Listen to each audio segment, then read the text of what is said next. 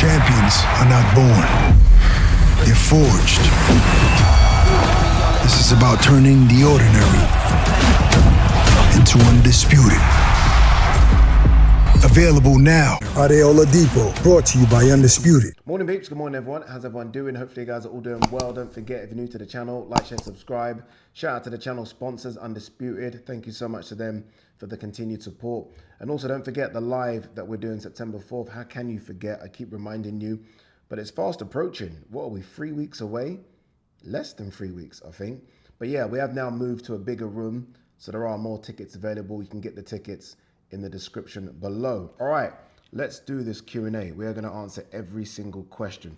Let's start here. Ollie06C says, if you had never have got into boxing, what other career do you think you'll be doing now? Or what other career would you choose if you could now? I would probably choose to do what I'm trying to do in terms of my production company. So putting out content, giving people a chance behind the camera, in front of the camera. So that's what I think I would want to do.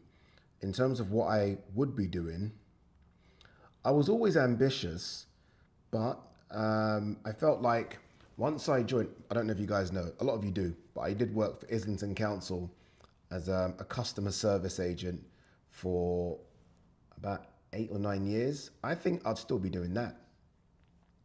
Maybe not a customer service agent. I'd like to think that I would have applied for different roles within the council and gone up, but I think I'd probably still be at the council. I go and meet the people I used to work with maybe once or twice a year. We go out for drinks, and a lot of them are still there. And they always used to say like a council job is a job for life. So I'd probably still be doing that. So yeah, man, it's crazy to think about that now actually.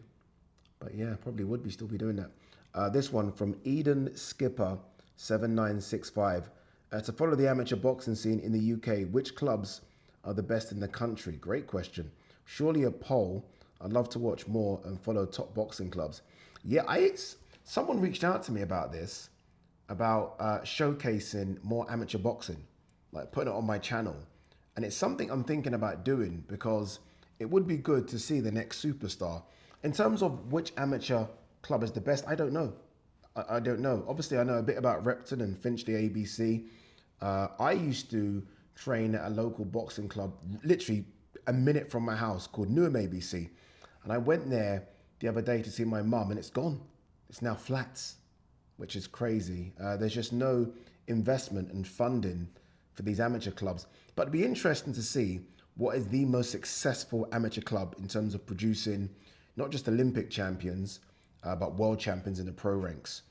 But it'd also be interesting to know which is the best based off, like in football, everyone says Cobham's the best because Chelsea produce so many fantastic players that might not play for Chelsea, but they go on to play in the Premier League or go abroad. It'd be interesting to know which is the best because surely you want to put your son or daughter in that club for the best opportunity with the best coaches. But yeah, watch this space. I might be doing something in terms of showing amateur boxing because I do think we need to showcase sort of a grassroots level. It isn't just about the pro guys. It is about sort of helping these young kids come through. Adam Green G5G says, hey Ade, I've been a subscriber for 6 years. It's been lovely to see your success. Congratulations, you're smashing it. Thank you, no question, but I really appreciate that. It's a long one, this one. J World Sports News. Hi Ade, huge congrats on the 100k mate, well deserved. Question, do British fighters have a mentality issue? A question elaborated further below to explain my question. I'll try and paraphrase, this is quite long. It seems that when our top fighters make it to elite level, many have dedication issues. To name a few in recent times, you had the likes of Fury, Billy Joe Saunders, Amir Khan, Josh Taylor, Kell Brook, Ricky Hatton, David Haye. Okay, and he goes on to say, you don't get it with the Eastern Europeans, the Oriental fighters, the Mexicans, and until recently, you didn't really get it with the Americans. Okay, but seems to have always been an issue in the UK. I don't know about that, because I would say to get to where those people have got to, Fury, Billy Joe Saunders, Amir Khan, Josh Taylor, Kell Brook, I mean, you just named world champions, multi-weight world champions there. You have to be super dedicated. Just to get to that level, you have to be like the top 1% of dedication. I know what you mean. A few of those have drink issues, let's be honest. But there's a few Eastern European fighters that have known not to be dedicated as well. Kovalev was one of those. Everyone used to say he likes to drink. I will say it now though, the current crop of Eastern European fighters seem like really dedicated. I mean, Beterbiev, fuck me. I don't know if it's because, like, again, I mentioned a drink problem there. Obviously, Beterbiev, Muslim, don't drink. I mean, that alone is beneficial. Like, the amount of these guys that, I'm going down the list. Fury drink, Billy Joe Saunders drink. I don't know if Amir Khan does, Josh Taylor does, Kell Brook, Ricky Hatton. I don't know if David Hay does. But I think you've been a bit harsh. I do think that a lot of these guys have done well to get where they've got to. And I don't know. I do think, though, that the crop of Eastern Europeans now, it's not just in boxing, but in MMA, their mentality is completely different. They're like machines. But that's a great question that needs to be looked at, I think. This one from Richard the Fourth, D2S says, Ade, love the channel. My weekly listen is you and Gman. Thank you so much for that. How do you rate Saudi food? Is it good? And is there a go-to place you go when you're working there? You know what? I don't really venture out as much as I should. But I kind of, it's weird. I kind of treat this like I'm at home and I get into a routine. So I get up. This is no joke. I get up. I journal. I journal loads. I then go to the gym. I come back. I look at the script that we've got for the show. I do a video. We go to the show. I come back. I go sleep. It's quite boring. But in terms of the food, I order a lot of room service. And the food's great. The food. And look, the couple of times that I have out, food's amazing. Honestly, amazing. Some of the best I've ever had. The lamb's fantastic. Just comes off the bone. Chicken's great. But I feel like that's everywhere I go. Everywhere I go, the food is good. So I don't know if I could put it higher than any other country, but it's good. It's good. I do like the shisha here. I do like a bit of shisha, which isn't great for me. My missus hates me when I do it. But the shisha here is pretty good as well. Michael Healer says, Ade, can you please rank these coaches from best to worst in terms of tactical ability? I hate the idea of best to worst, because worst would almost mean that I'm saying they're shit. And I'm not saying that at all, because I can see the list here and they're all great. Ben Davison, Bomac, Derek James, Shane McGuigan, Virgil Hunter, thank you, love you. Thank you. So I don't want to say, I'm not going to do best to worst because it's just wrong. I'd say if I had a fighter right now and I was going to say go with one trainer on that list, I would say I would send them to... I like Derek James a lot. I do like Derek. I was going to go Bomac. Between Derek James and Bomac. Ben Davison's good. They're all good. They're all good. They're all good. Mayor Adam West 20 says top 4 Premier League predictions. Liverpool, Man City, Arsenal, Chelsea. I think we're sleeping on Man City.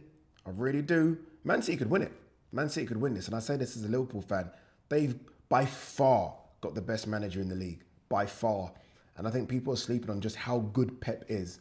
And he's made some smart signings this season as well. My only worry, I don't worry at all, but my only concern with Man City is their defence. I think it's all over the place still.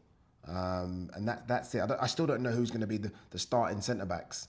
Is it Ruben Diaz, who I think's kind of legs are going a little bit? Stones, whose legs have gone a bit. Akanji, Nathan Ake. I don't know what they're going to do. But yeah, so I think if they get it right, Liverpool will pip them.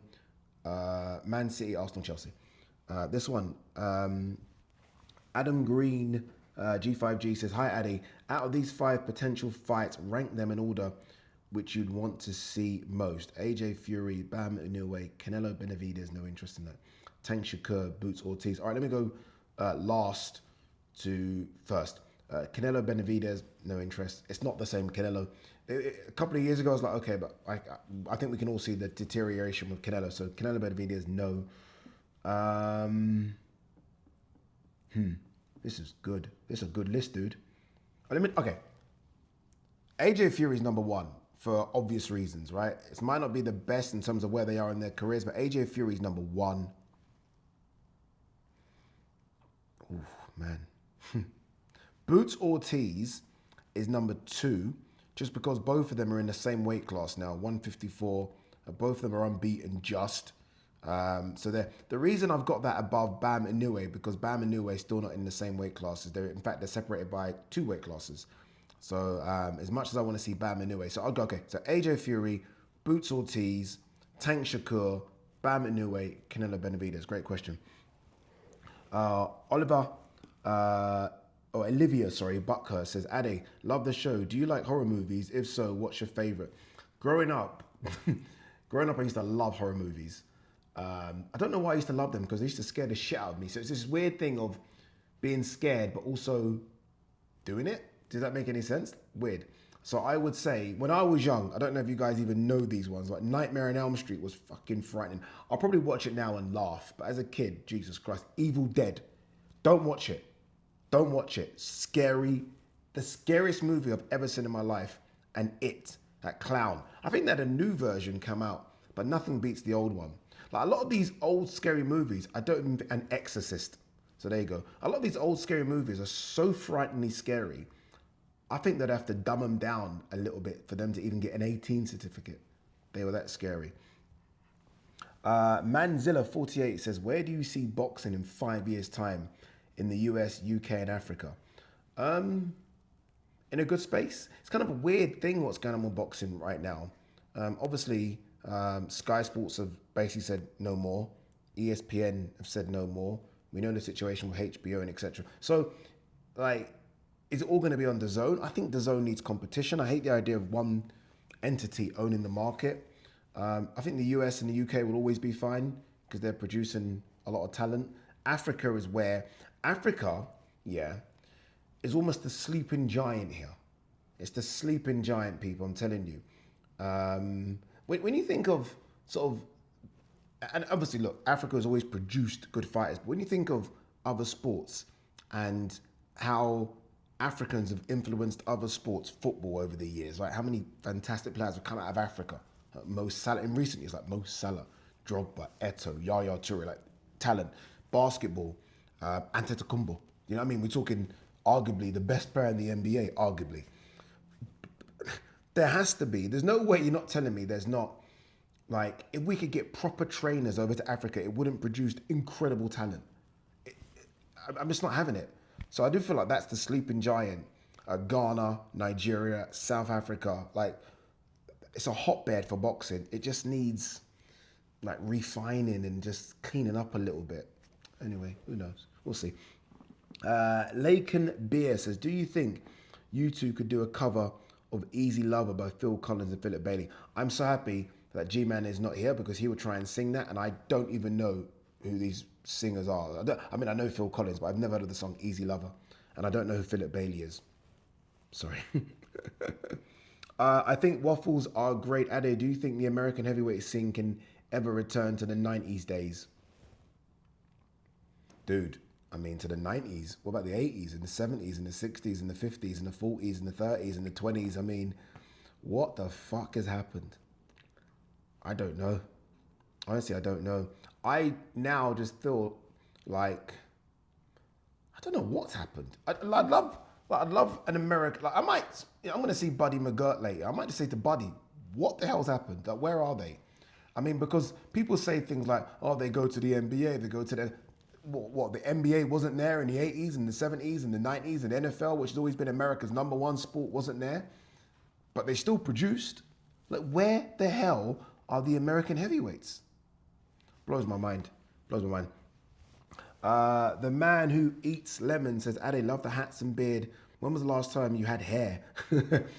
And did you convince G-Man to grow his beard? Yes, I did convince G-Man to grow his beard.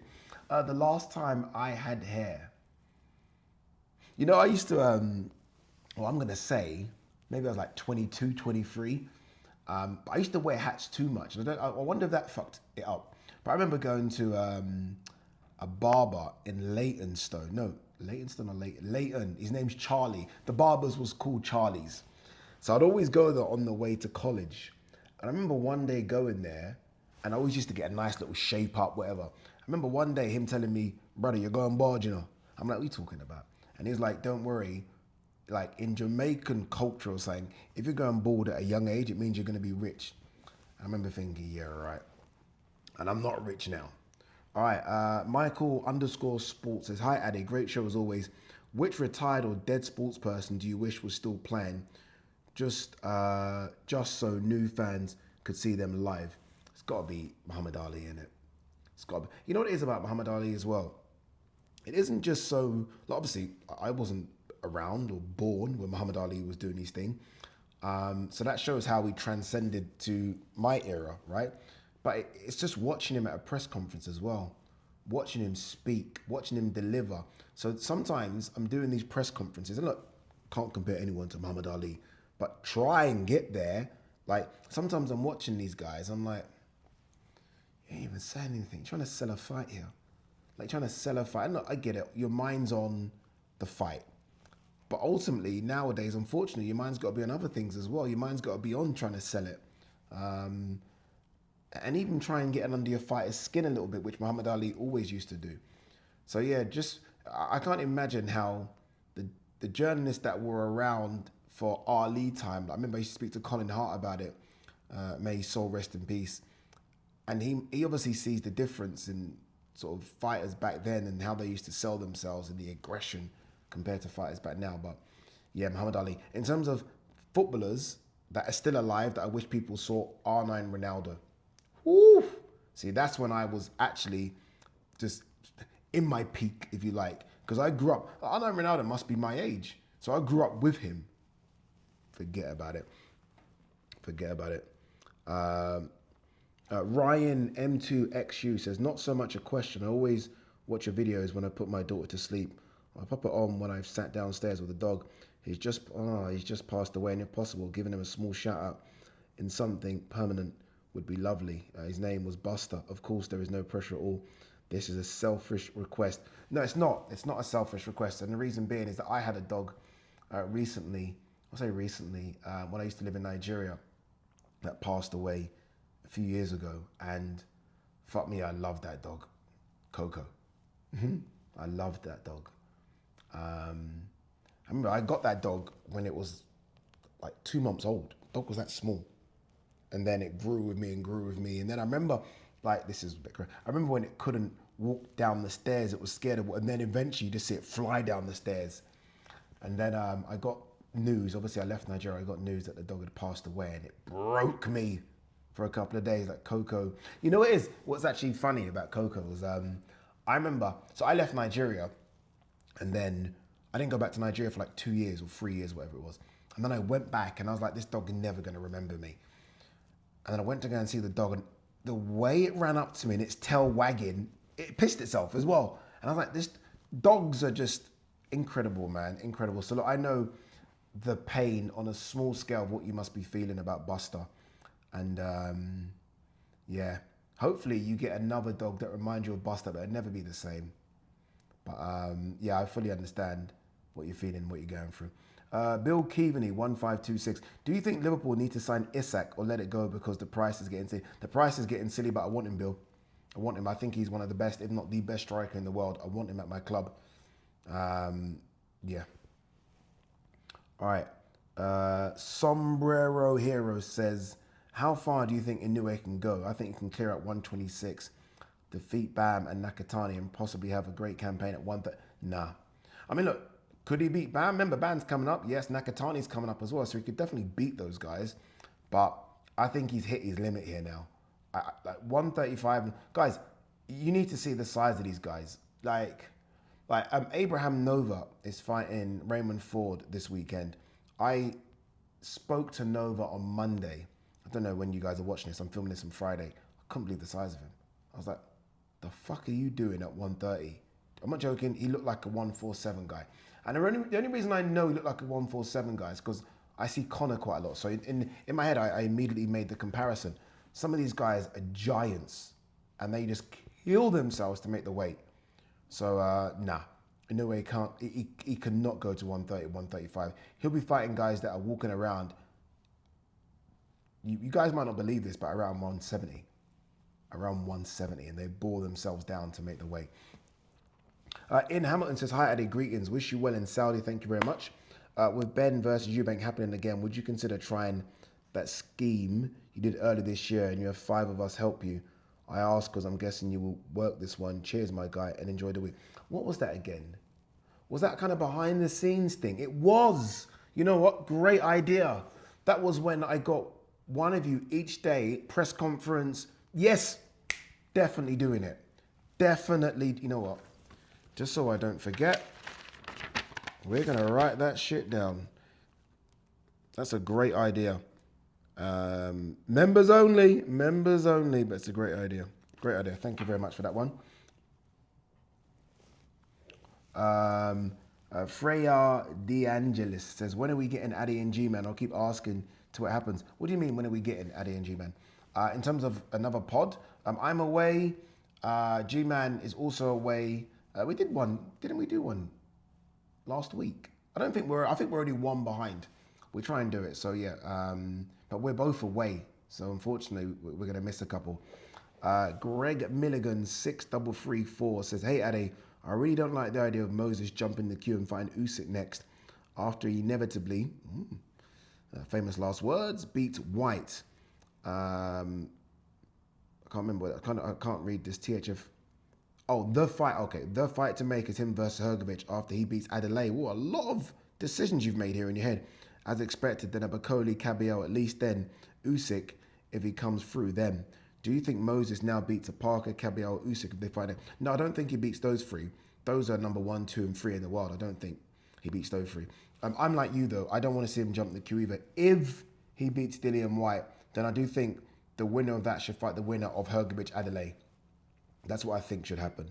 But yeah, I'm not a fan of queue jumping, and not just that, but I feel like it sort of stunts his own growth as well. Like I don't understand the rush here. He's 20. The Mike Tyson heavyweight record thing's done. It ain't gonna happen. So why rush him? Don't get it. Don't get it. Hi Ade. One has to go, and all their music disappears with them. Who are you dropping? Tupac, Biggie, Nas, Jay-Z. That's not even like. Sorry. Yeah, Tupac. Like, dude, there's not a bigger Tupac fan on planet Earth than me. On planet Earth. And Nas, it got so big, I used to hate Nas and Biggie. That was my love for Tupac. I used to think if Tupac's beefing them, then I'm beefing them. But yeah, I'm a big fan of Nas, massive. Like my favorite 3 rappers are Tupac, Nas, and Kendrick. But you gotta respect Biggie. I play Biggie. I like Jay-Z as well, but one's gotta go. All right, have I? Oh my God, I've got one more question left. I answered all of them. Jesus, have I really answered all those questions? Wow, I'm almost surprised by that. The Bank of Josh, the WBO didn't become a legit world title until 2004. It was treated much like how the IBO is today. Very true. Should anyone that held the WBO belt before 2004 be considered a former champion? So if the IBO somehow becomes a legit world title, should everyone who's had the belt be considered? Ooh, you know what the problem is? See, the problem with your question there at the Bank of Josh is when you say it didn't become a legit world title, what does that even mean? Like, does that mean someone won it and it took its status up? How did it become a legit, like, what happened? Do you know?